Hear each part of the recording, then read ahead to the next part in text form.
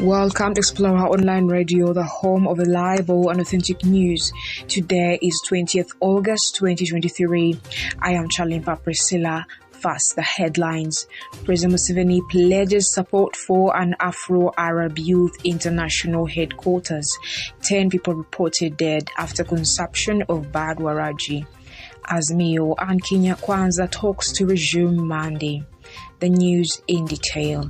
President Museveni has pledged support to the Afro-Arab Youth Council to set up their international headquarters in Sisa Nakawuka, Wakiso district. While meeting a delegation from the Afro-Arab Youth Council led by Dr. Abdal Hadi Laheji at State Lodge Nakasero during the weekend, President Museveni highlighted that this headquarters will be a base for the youth to act as advocates in connecting African and Arab countries to cooperate in areas of business as well as to promote politics of interest in order to maintain peace and stability among member countries. The Ministry of Gender, Labour and Social Development has reaffirmed commitment to facilitating a more efficient recruitment process, which will involve re-evaluating the pre-departure training condition and resolving the issues causing delays at Interpol that takes over 20 days for approval.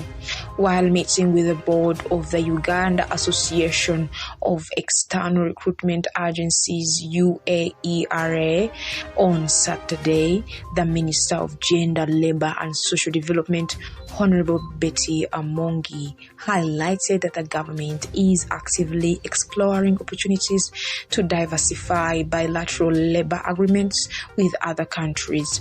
The chairperson of UAERA, Mr. Baker Akatambira, praised government for the measures of ensuring swifter processing of passports and Interpol procedures and reduction in the cost of recruitment that is enabling them compete with other countries like Kenya, Ethiopia and Rwanda, whose process is shorter with lower associated costs. 10 people have been reported dead in Kabila sub-county as a result of consumption of bad alcohol, commonly known as waraji. The victims included 8 adults and 2 children who consumed the liquor that was alleged to have been mixed with methanol, a toxic solvent which the distillers in villages mix with liquor as a cheap substitute for ethanol, not knowing its severe consequences to people's health. The latest victim is Nathan Mugenyi, a former teacher of Baka Primary School, who before his death complained about the gin, saying it tastes differently compared to other brands of local alcohol that he usually takes. According to Dr. Mwanga, one of the district health authorities, mitigation measures have been imposed to ban the production and sale of the locally distilled alcohol, commonly known as waraji.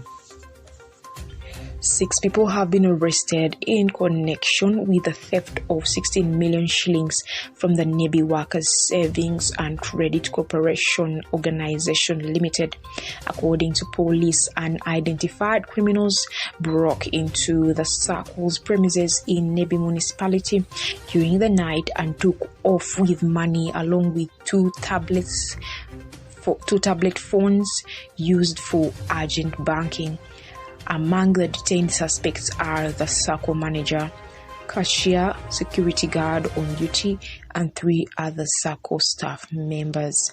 The suspects were tracked down with the assistance of sniffer dogs, and the stolen funds and electronic assets have been secured. Across borders, the talks between Azimio la Umoja One Kenya and Kenya Kwanza coalitions are set to resume on Monday.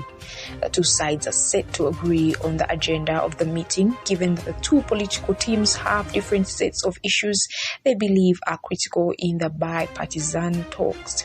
Meanwhile, a section of Unkambani leaders led by Parliamentary Service Commission leaders has maintained that it is high time the country moved forward and cooled down the political temperatures. Finally, thousands of people have fled their homes in the capital of South Kordofan state in Sudan after an attack by the Sudan People's Liberation Movement North Rebel Group, one of three forces now fighting in the area. The SPLMN has been trying to capture the city from the regular army known as the Sudanese Armed Forces since June, when it entered the conflict that broke out in April between the SAF, led by General Abdel Fattah al-Burhan, and the Paramilitary Support Forces RSF, led by Mohammed Hamdan Dagalo. That was the news. Have a good evening.